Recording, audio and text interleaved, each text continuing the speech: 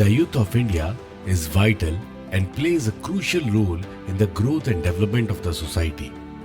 The outbreak of COVID-19 not only disrupted the healthcare system, but it also devastated lives. Vishwa Yuvak Kendra, along with Mewar Group of Institutes, organized this webinar to encourage the youth to become a catalyst in improving this precarious situation. Today's topic is COVID-19, role of youth in response, resilience, and recovery. But it's obvious youth can play a great role in normalizing the situation. The youth are equally important amid COVID-19 and beyond. History is witnessing whenever there is an emergency situation or disaster situation, youth have always played an effective role. Either it is controlling the situation, controlling the disaster during disaster, or in the face of rehabilitation and resettlement. There are great issues in front of us, including access to health, education, and education facility, creation of employment, and many more. Hence, today's topic keeps immense importance and relevance. For this purpose, there are three eminent speakers we have today who will share their thoughts, ideas, and practical approach on the subject.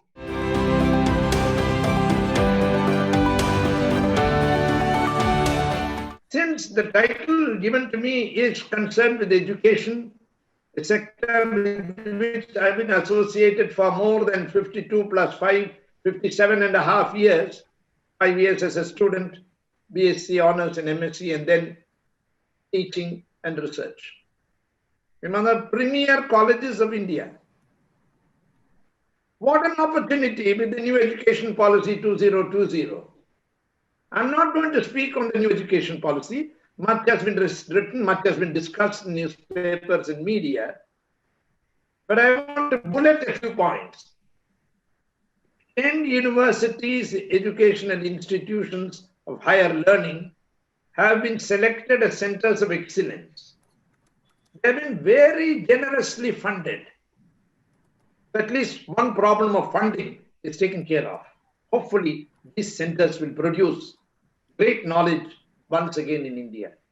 You don't have to go abroad, but anywhere you discuss with any foreign educationist or an employer, the IITs have become a brand name.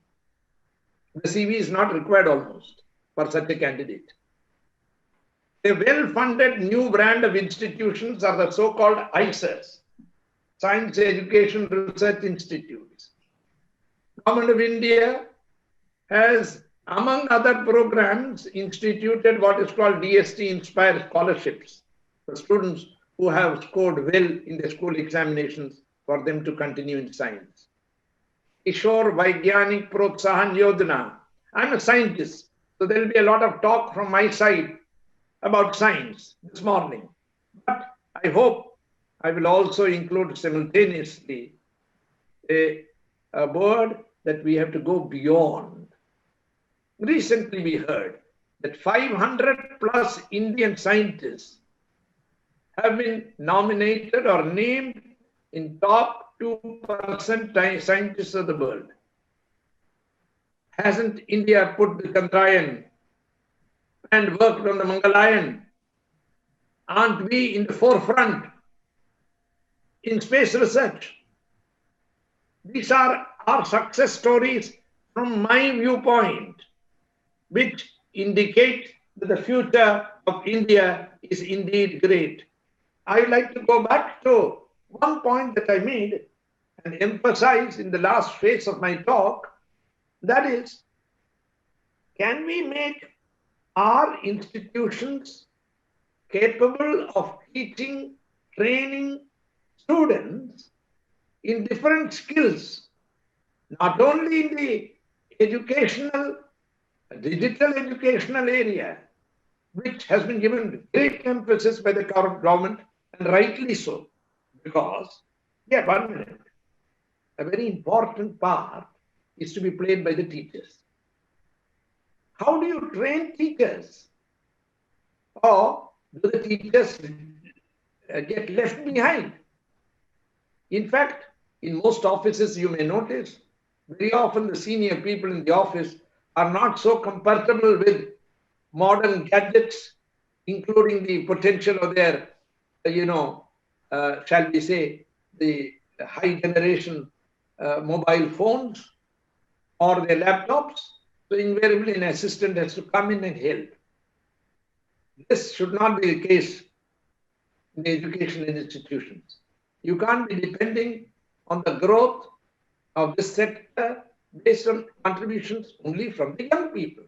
I think as much as providing facilities for the young is very necessary that we provide training, latest training on the most modern gadgets to the teachers periodically. Let's go back. What is the current scenario? I think the last 1 year, COVID-19 has given us a great possibility, a great opportunity. What are the future directions? The future directions are the tremendous gains that are going to happen in the next phase have to be tempered with, just like the vaccine being talked about, how will you price it? How will you ensure it reaches every section of society, different parts of the country which are not easily approachable, weather and distances apart? Same thing holds for education. I personally feel this is an important opportunity not to be missed by us all, and we are all participants in this process.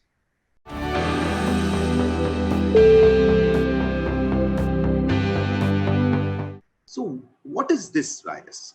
It's primarily a zoonotic. That means it's come from animals. Somehow it has got some genes, some change of something that has started infecting humans. Animal viruses usually don't infect us because of the genetic incompatibility to survive in our bodies. But somehow this creature or this virus has become more clever and probably acquired certain genes and is able to do this. COVID-19 takes the cake. Why? Because there's something called as infectivity. Infectivity means if I get infected by COVID-19, am I able to transmit the infection to my fellow humans or fellow beings who are available here? Answer in COVID is very high. That means the rate of infectivity is very high. We use the technical term called rho, which is the infectivity. It is pretty high to the extent of about 4. What does this number mean? That is, if I am infected, in my period of infectivity, when I'm infectious, I am able to, on an average, infect about 4 people. So 1:4 ratio. We're a nation of 1.3 billion. I need statistical evidence. I need scientific evidence. I need certain things before you say. But we don't seem to believe that. We believe whatever anybody says. We are a nation which puts in. So youth, I implore upon you not to be taken up by such things. Ask for evidence. Ask the right questions. Ask for things which is happening. Go to the correct websites. Go to look at the things to get the correct information. That is most important. The response and the resilience will only happen when you start reasoning. It cannot happen if you are a mute spectator. So that is the most important message I want to put forward here. Though a constellation of such symptoms will give you a chance that you might be having COVID, then you go for a test and you can always be diagnosed on that context. So youth, please understand and get the truth behind the whole situation. So possible is close contact. If somebody has COVID, isolate.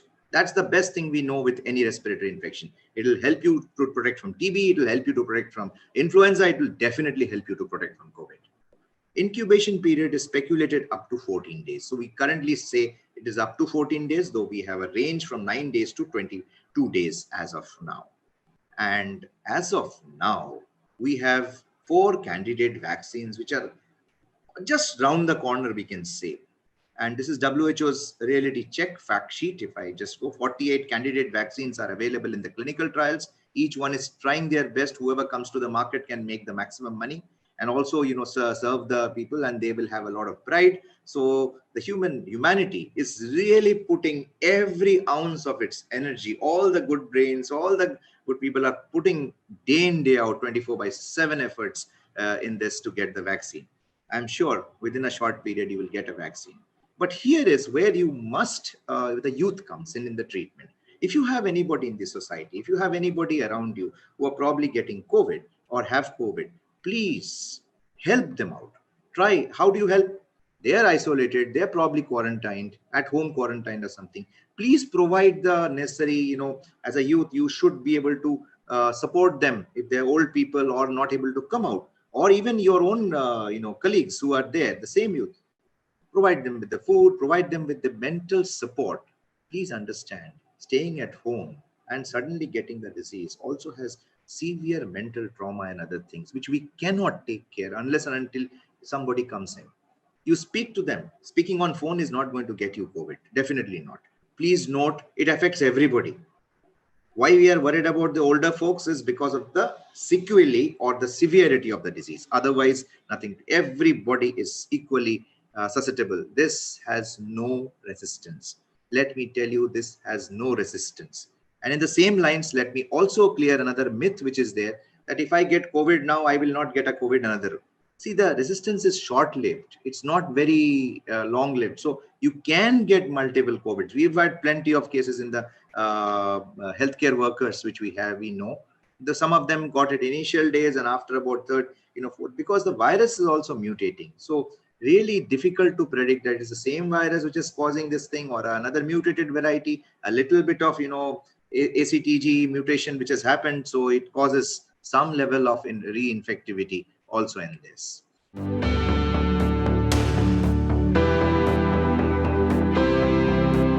So first of all, to my limited understanding, this is the worst global crisis since World War II.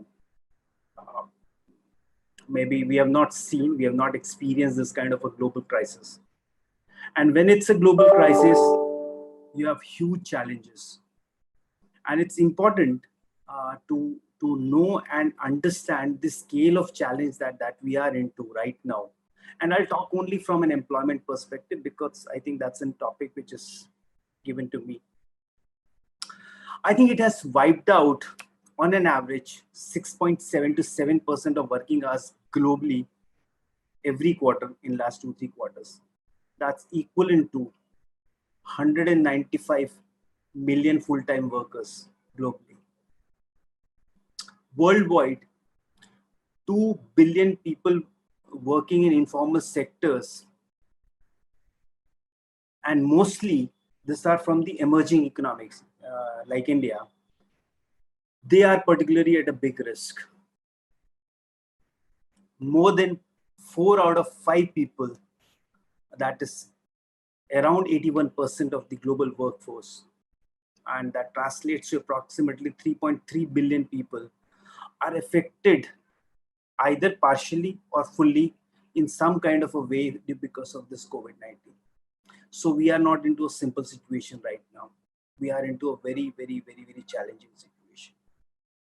If I'll come down to India specific, some information, I'll refer to CMI report, which says that maybe around 19 million salaried people have lost their jobs since April 2020 to July 2020. The ILO report says approximately 4 million youths have lost jobs, specifically in construction and agriculture industry, mostly into the informal sector, if you can just see that. The worst part is the young people's employment prospects, specifically in Asia and Pacific, is severely challenged because of this pandemic. And the biggest hard hit has been to the youths, maybe people who are around 25 or into that age bracket. Why I'm talking about so much of negativity? These are the challenges. We really need to keep a sight on them. we really need to keep an eye on it.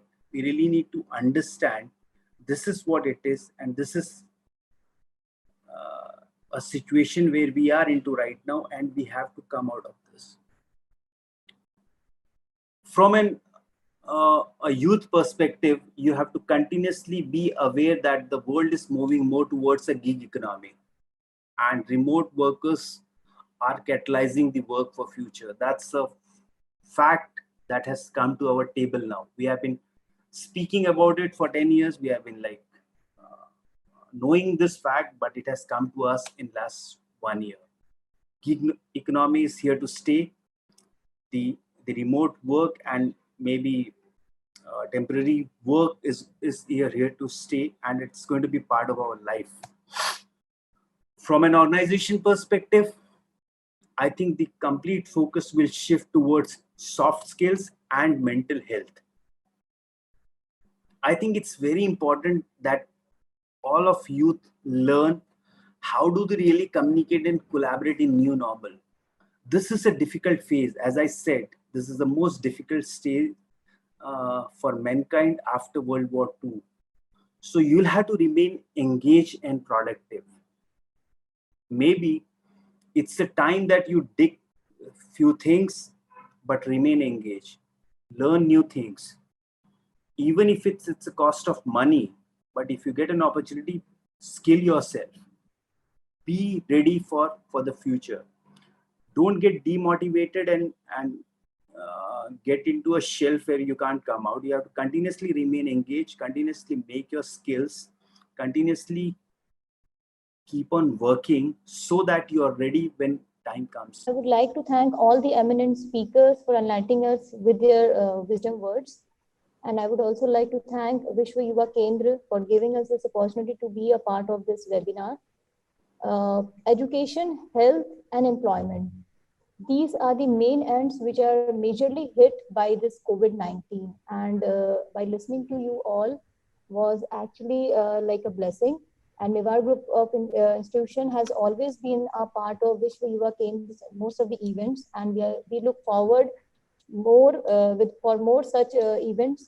And hopefully sir, हम चाहेंगे कि आगे भी इसी तरह से हम आपके साथ जुड़े और इस तरह से ही स्पीकर्स को सुने. हमारे यूथ जो आज के हमारे साथ जुड़े हैं, हमारे ऑल द पार्टिसिपेंट्स, उनको भी मैं थैंक्स कहूंगी. Thanks for watching. For more updates, please subscribe to our official YouTube channel and follow us here.